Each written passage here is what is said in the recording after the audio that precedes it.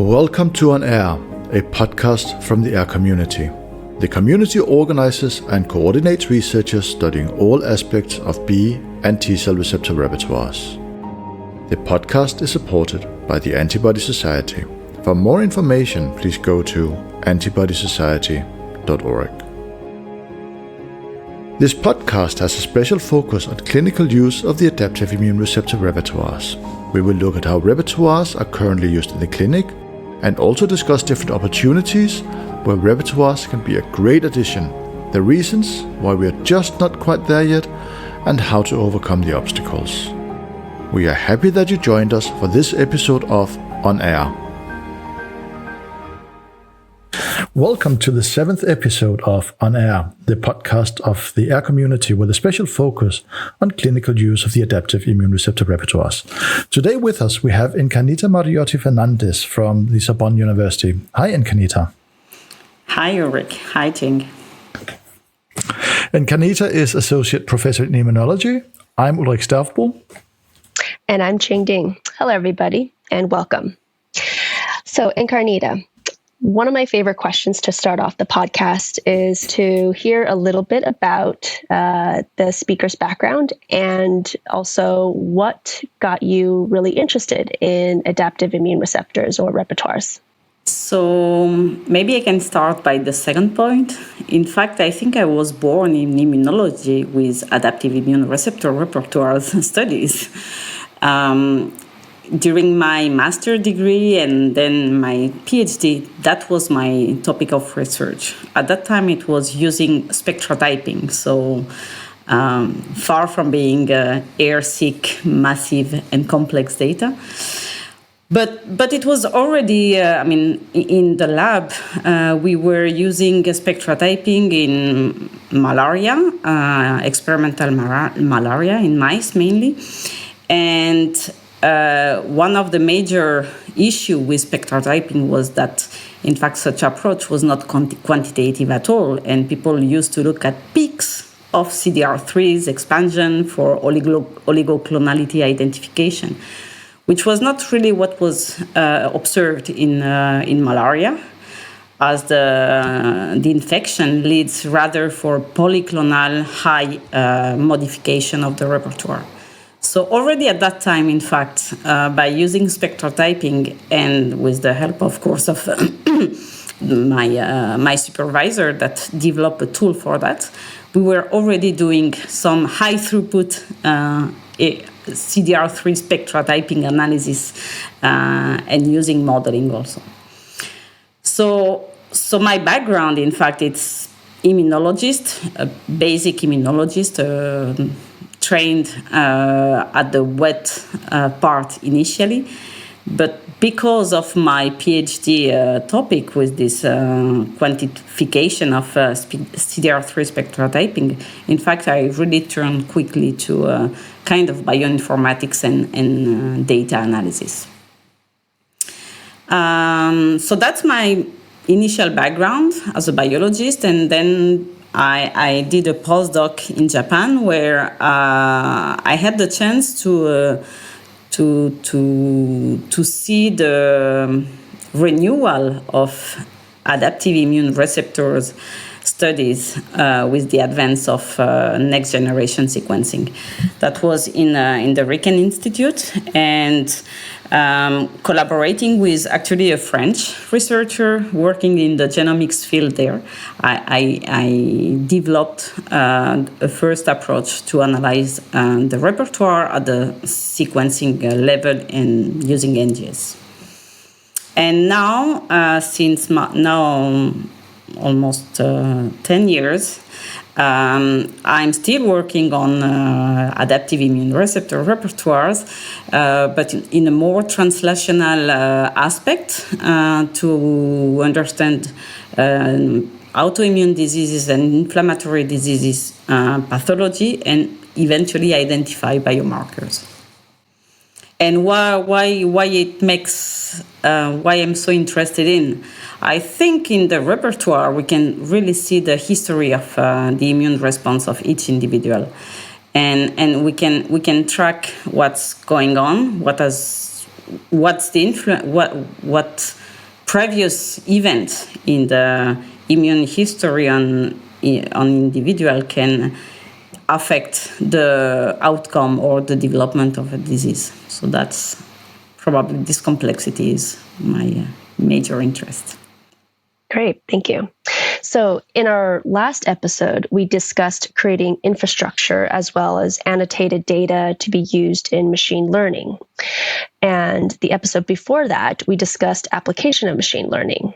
Today, with you, Encarnita, we would like to try to tie these two episodes together by talking about how creating the data to be annotated and use in machine learning. So can you summarize for us sort of the current state of where you think machine learning is with AIRR-Seq? So to me, nowadays, at the moment, machine learning is mainly dealing with two different aspects based on AIRR-Seq data. The first one, and probably it's the first one for me because it's the one I'm trying to tackle, is to try to predict either disease status or disease progression or eventually response to a treatment based on AIRR-Seq data. And for that, machine learning can be used to identify features in the repertoires that could be associated with a disease and or with a given status we are interested in, and eventually predict in advance how a patient would respond to a treatment or how the disease in a given patient will respond. So there's already many works on that, actually, by different researchers worldwide. I'm just like thinking of the work of Lindsay Cowell. She was working on cancer and developing some strategies to predict the state of the patient. Guryari also, he proposed a nice approach in celiac disease. In our lab, we are working on autoimmune diseases, and there's a Chinese team that actually already also, for instance, proposed this kind of approach. So that for me would be one of the first aims and state of progress of machine learning and AIRR-Seq. The second one, which is probably more challenging, but really critical and important, especially because, of course, TCRs and BCRs are not just molecules. They are molecules that interact with antigens, and knowing the antigens that those TCRs and BCRs recognize, it's critical, not only for the knowledge, but even for the development of either tools or treatment. So one aspect of machine learning is trying to advance is also the prediction of the specificity of TCRs and BCRs. And again, there's many works and many tools so far that use machine learning, deep learning, to try to infer the specificity of the TCRs, to try to predict eventually epitopes based on the receptor sequences, and this is something really important but definitely much more challenging. So for machine learning, this was one of the problems that we discussed with Lindsay and Victor in one of the previous episodes, was to get data that have a sufficient quality, and which is, as we said, the reason why you're here today, also to talk with us about this a little bit. So, how critical is this actually? So can I just take any repertoire that I make and start using this for machine learning, or would that be a catastrophe from the very beginning? So if we start with something quite simple in that respect. No, I think it's critical to assess, to start with the samples that we are analyzing, the quality of the samples, to ensure that what we are analyzing will provide a sufficient amount of information, because in fact for machine learning what you need it's a critical amount of information. and repeated information eventually. So the sample size, cohort size, if we are working on patient, this is important, of course. But also, I think all the parameters based on the technology that it's used and the protocol that are used are also critical. By that, I mean that, let's say that if you have a series of samples that are all completely biased in terms of initial input of material, knowing that the diversity can be really huge, you might have a big bias depending on the initial sample size. So for that, I think the normalization somehow of the initial input of the samples should be done. Of course, this is the theory and this is the ideal situation, but in practice, we know that especially when working with patients, it's not easy to get all the samples and a sample size of enough material. So I think it might not be a catastrophe, but it should be taken into account in the analysis to control it. If not at the wet lab, at least at the dry lab during the analysis, and to consider on the information that could be really accurate and reliable across all the samples. So you speak about the importance of the sampling. What other, I guess, factors or parameters are important to try to control for optimized sequencing or data output? So besides the sampling of the DNA, RNA used for the construction of the libraries or used for the sequencing part, I think other parameters that are also important are first the cross-contamination, and we might talk about this afterwards, because definitely for machine learning, if you have too much cross-contamination, you might be able to remove this by the machine learning and the feature selection process that you might apply, but this could create a lot of noise that at the end could be a problem for the identification of the biomarker eventually you are looking at. Another parameter that should be controlled that in that case rely more on the quality of the data that have been generated is to ensure that, for instance, your amplification did not bias the usage of the different genes and rearrangement.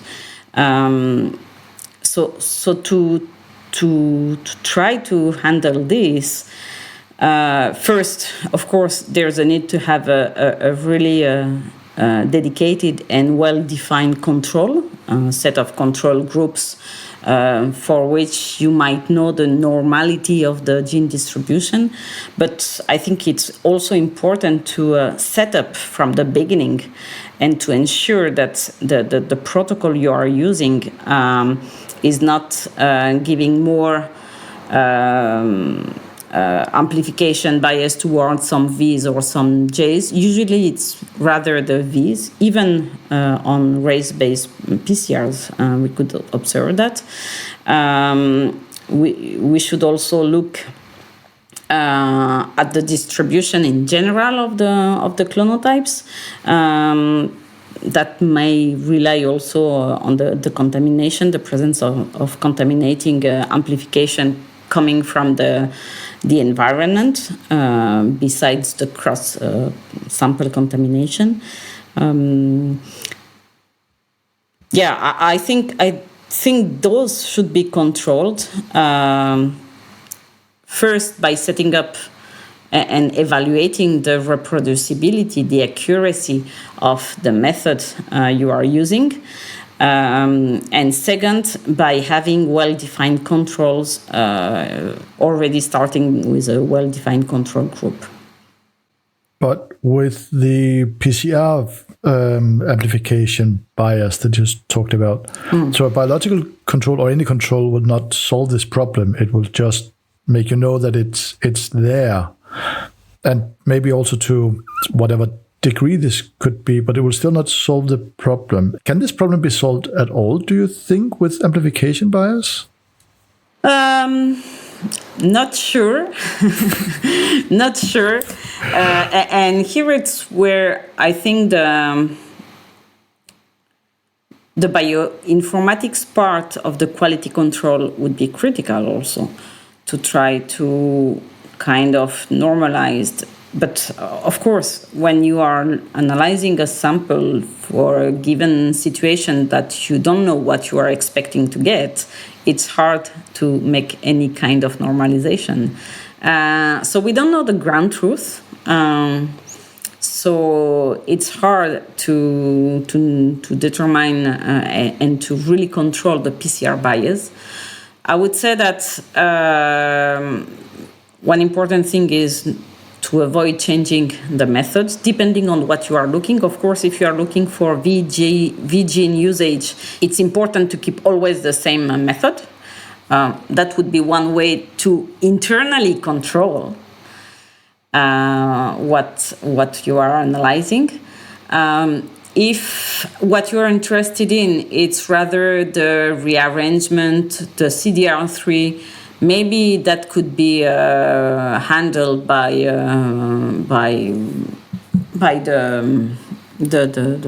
normalization and the impact on the PCR bias might be less, but I would say it's important.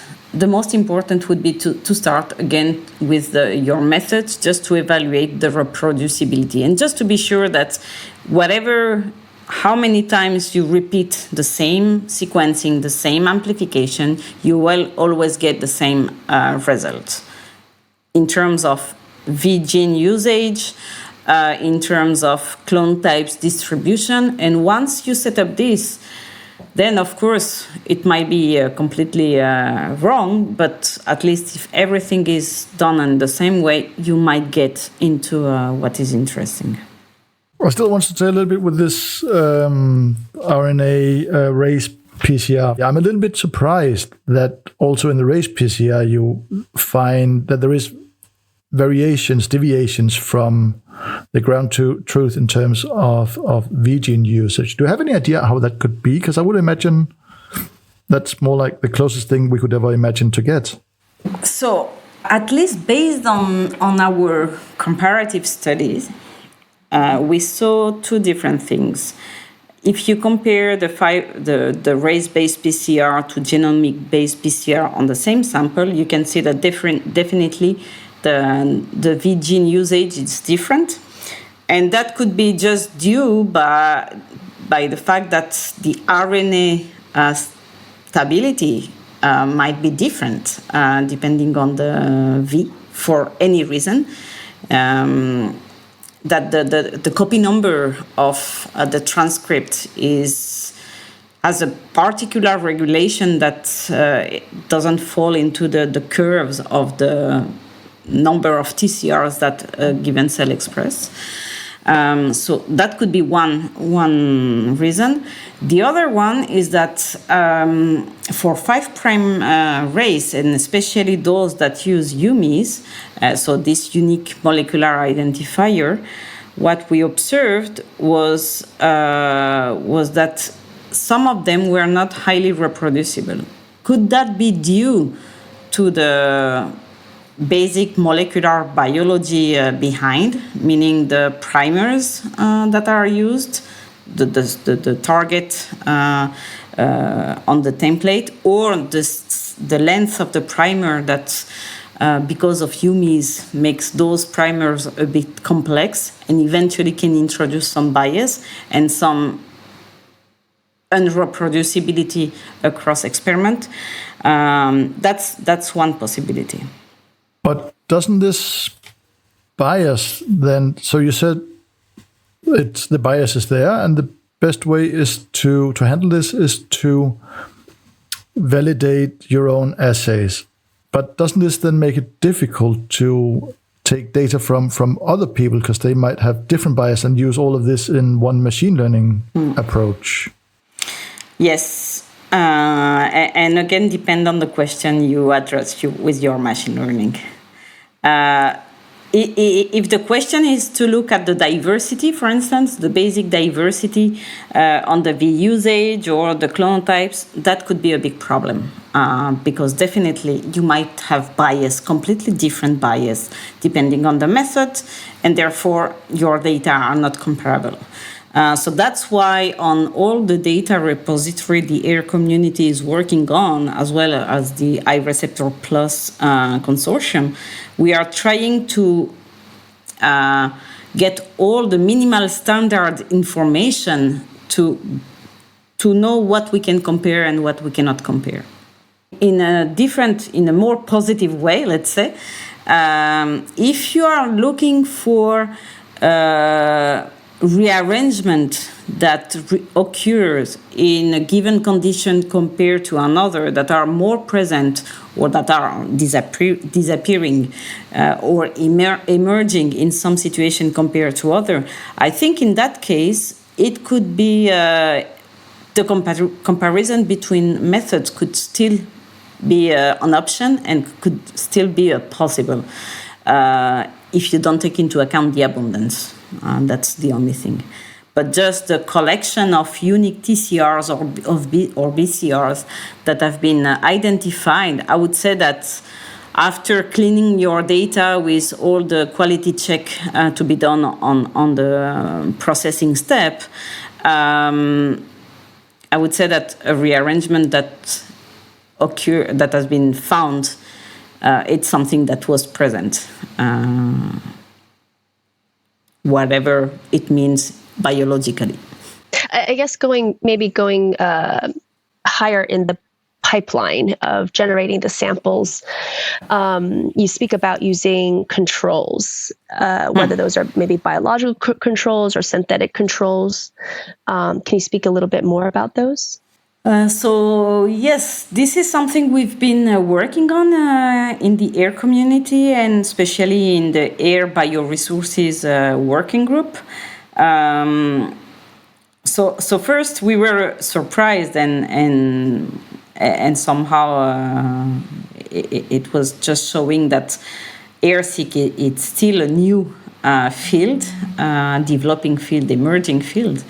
But we were surprised in 2018, 2019, that if actually no one was really using controls. But everyone wanted to have controls. But no one knew what a control should be and a control for what. And this is what we published in our review in eLife. But now controls are critical, definitely. They are critical just to ensure that the different runs of sequencing you are performing on your series of samples could be compared. So to remove the batch effect, this is critical, although there's other consideration on this, but that's important.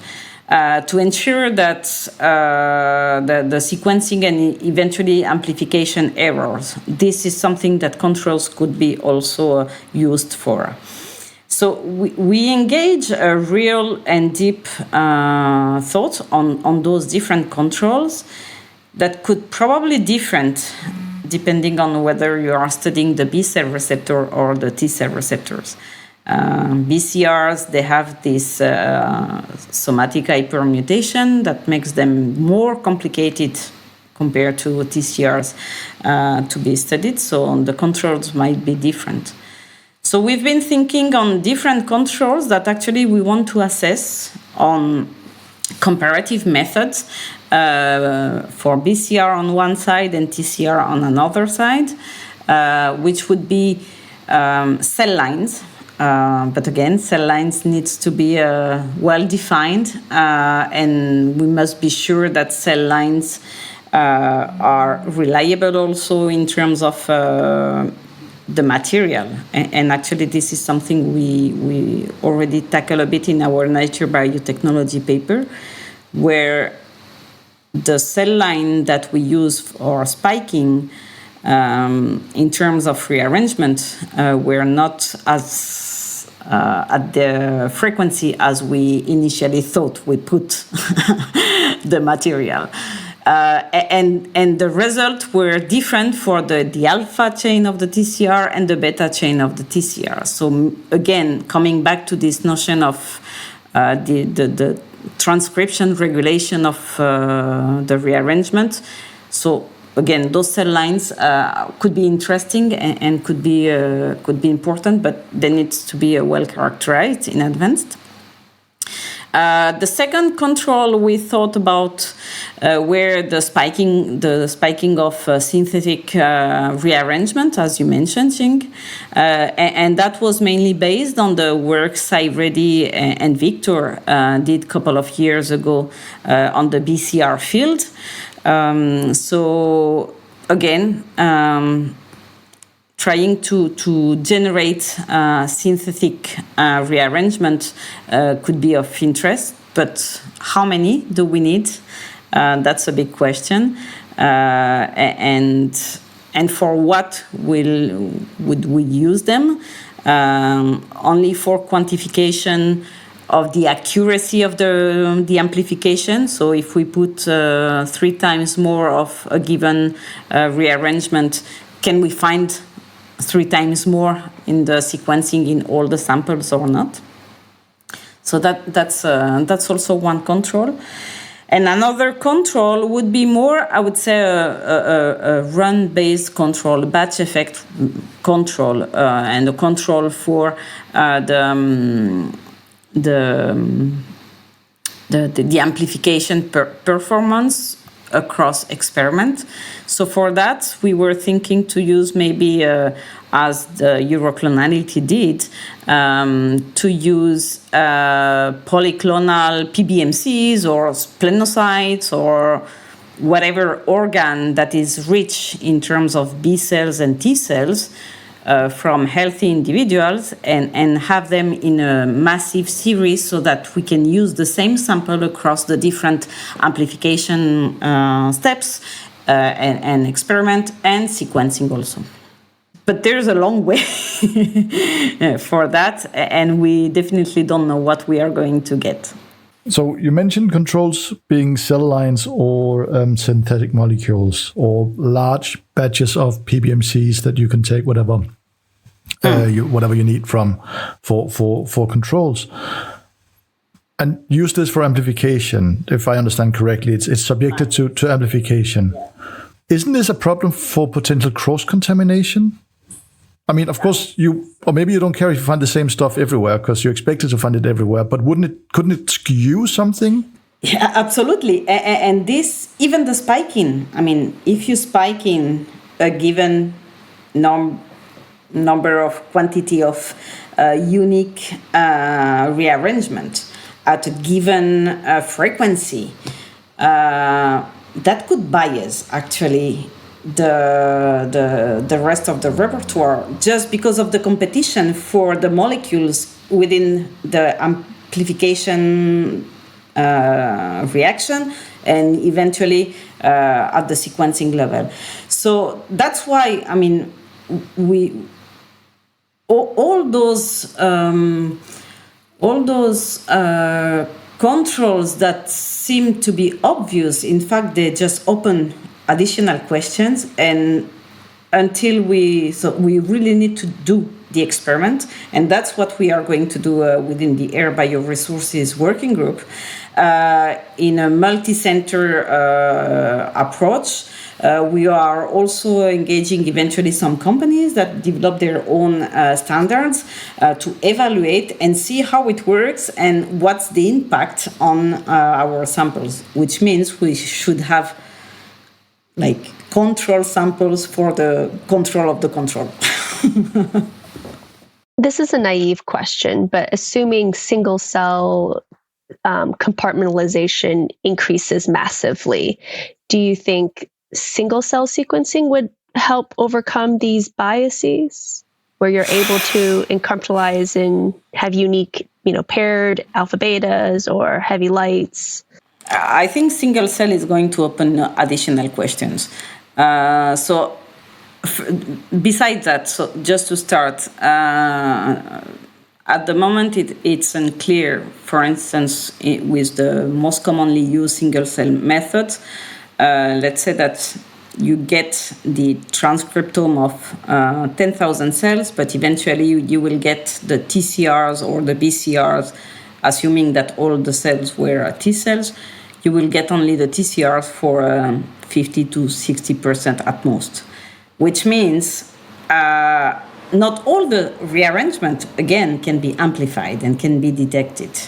So that's an important bias. Of course, the depth of the single cells, this is critical, but I think that companies are working on it, and this is something that should be solved quite soon. Actually, there's already a company in Barcelona proposing 1 million TCR sequencing, which is a lot at the single cell level. But then we will have opening questions. We can already see multiple TCR beta rearrangement in a given cell and functional rearrangement. Is that true? Is that just a product of doublets that were not assessed properly by the tool? What about the alpha chain and the frequency of the dual alpha chains? We know that those exist, like 30%, but how can we assess this and how the data that are going to be generated will help better understanding. So I think other controls would be required for single cell, just to ensure, again, that what we observe is accurate and reproducible. I guess with the last few minutes, why don't we take a step back? And so you, at the very beginning, you spoke very excitedly about the application of AIRR-Seq, especially in autoimmune diseases. Can you tell us a bit sort of more about what excites you the most about the application of AIR sequencing for prognostic diagnostic markers, and what you see as the biggest hurdle of applying this methodology in the clinical setting?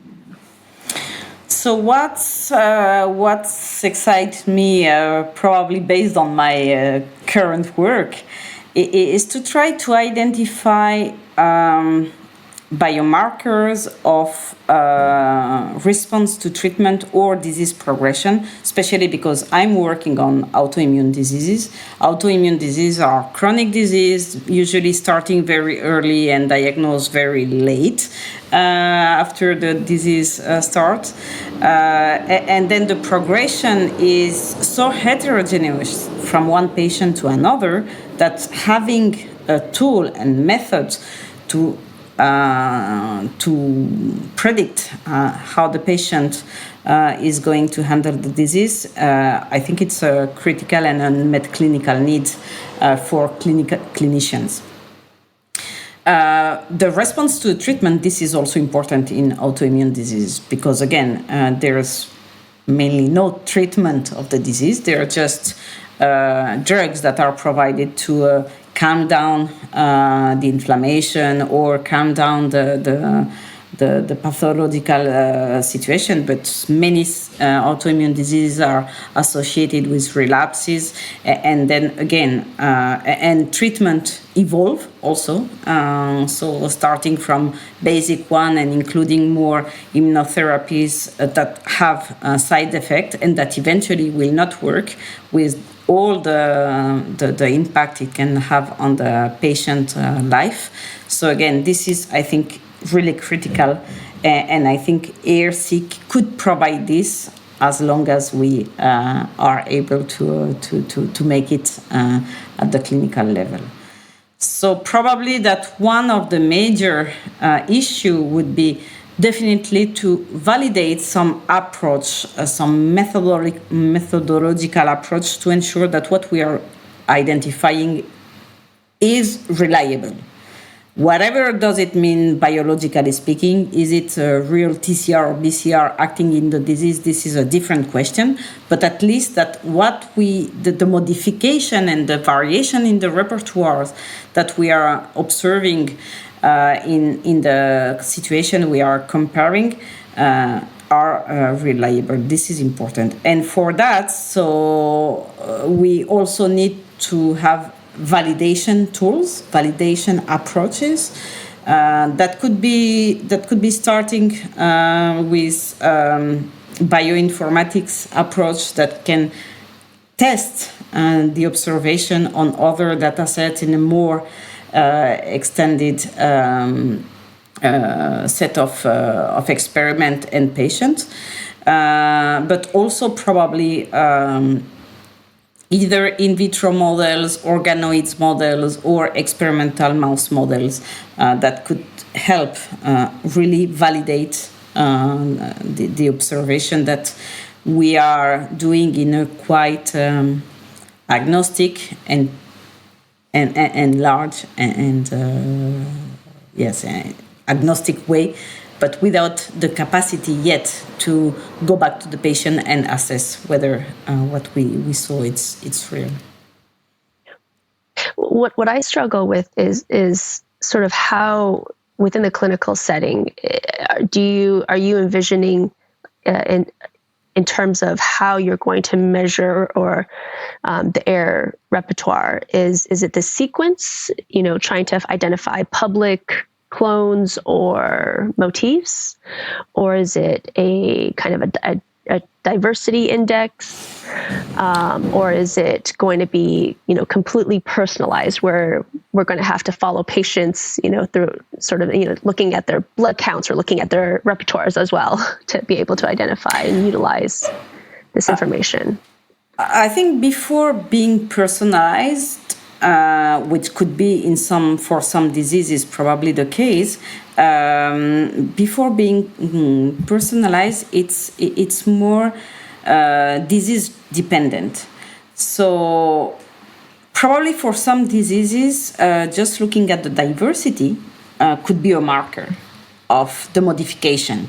Like if in a given disease you have a huge expansion or some various expansion that decrease the diversity, that could be a marker. For other diseases, and this is what we are observing in autoimmune diseases, the diversity might not necessarily be the marker. It might be rather series of clonotypes, like signatures, at least for the TCR part, this seems to be the case. And here where it comes to the motif and sequences. Can we just rely on public sequences? That could be. Then there's all the considerations regarding HLA, etc. What does that mean? So those are things that needs to be really studied to be validated. But motifs could be also, I think, one of the biggest challenge and groundbreaking discoveries to identify what is involved in the disease. So if I can summarize our conversation, it's all about we need to figure out how to validate our laboratory work, the work done in the laboratory and the work done computationally with the data afterwards. And this is still not clear. But once we have this solved, we have a wealth of information ready for downstream processing.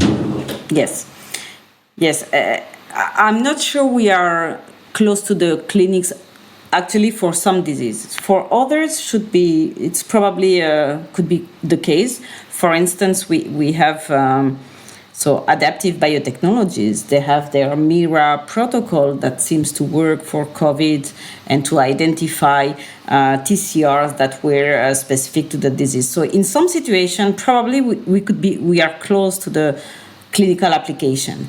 But in other indications, and I'm thinking on autoimmune diseases, but probably also cancer, due to the high heterogeneity of the different cancers and progression of cancers, I think there's still some work to be done. This brings us to the end of the 7th episode of On Air, the podcast of the AIRR community, with a special focus on clinical use of the adaptive immune receptor repertoires. The podcast is supported by the Antibody Society. Please go to the website antibodysociety.org to get more information about our sponsors. If you have any comments or questions, you can drop us a line at onair@aircommunity.org or tweet using the hashtag onair with 2 R's. Thank you for talking with us, Encarnita. Thank you for the invitation and the nice questions. We will return in 1 month's time with more thoughts on the clinical use of AIRR sequencing. We also have an announcement that there is an iReceptor Plus seminar coming up in September. Xiaolei, Shirley Liu from Dana-Farber Cancer Institute and Jeff Ruffolo from Johns Hopkins University will present. All links and contact information are in the show notes. This podcast is edited by Abdul Aziz of the amazing podcast Spout Lore. Thank you for listening to On Air.